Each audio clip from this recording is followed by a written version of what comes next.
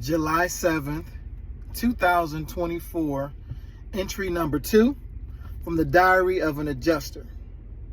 It was January 1994, a very snowy, cold, dreary day, as my father's dead body laid in state at Dale's funeral home in Toledo, Ohio.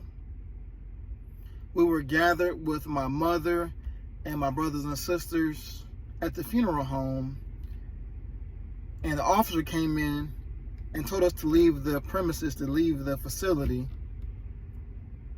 A white paddy wagon pulled up. The officer got out of the vehicle with a shotgun at the ready, moving towards the facility, towards the funeral home. He went in there to make sure no one was in there. He yelled, "Check and clear." And then inmate number A, as an Alpha 249930 of the Ohio State Penal System, got out of the vehicle. In chains on his ankles, chains on his wrist, in an orange jumpsuit with the number I just read on his back, shuffled towards the funeral home with the officer behind him with a shotgun at the ready. We couldn't talk to him. We couldn't hug him. We couldn't look at him. That was my big brother Lance, whom I love to life. I love him so much. Looked up to him, still do, my guy. And I just remember watching as he moved towards the gray casket, as the tears and all of the shame comes off of him, with shotguns pointed at him in case anything crazy happened. Remember, he only had 10 minutes with him, and he had to go back to prison. All because of decision making.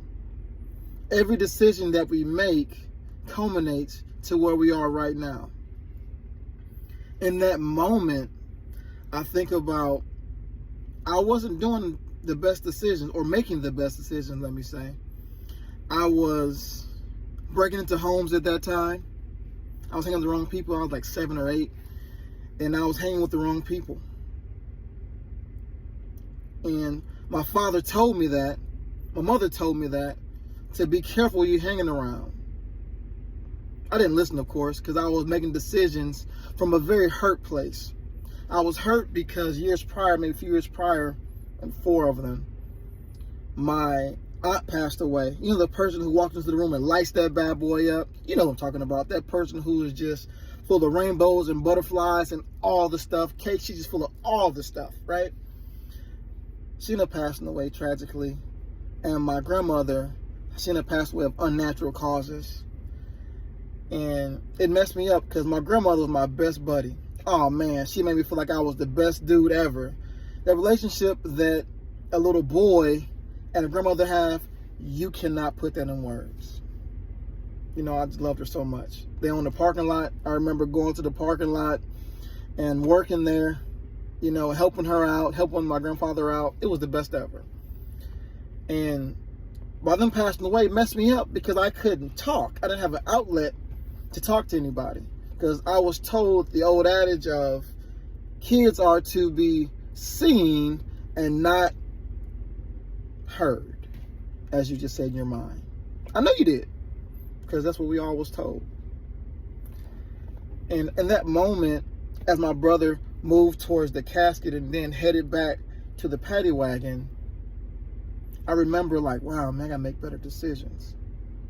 So that allowed for me to make better decisions, because I did not want to put myself in position to hurt my family, because I know that each decision that I do make has ripple effect upon everyone in my sphere, but also, more importantly, everyone that I may not know, that decision could affect them as well. So as an adult in my right mind, I know that each decision that I make has ramifications for a lot of different people, whether it be spiritually, whether it be in business or whatever that is. So my call to action to you is this. Make sure before you make a decision, you stop and really think about, after you do that, what's going to happen? Who's it going to affect? Who's it going to bother if you do or don't do whatever it is that you are about to do? But more importantly, before you make that decision, pray on it. Take that decision and put it before the feet of Jesus, because I promise you, he will assist you in making the best possible decision that you can make. If you don't fight it, obviously. But that's what I want to give to you. This is Dr. Travis Brock. Diet Wrenching number 2. Check. Out the way, baby. Holler at you later next week.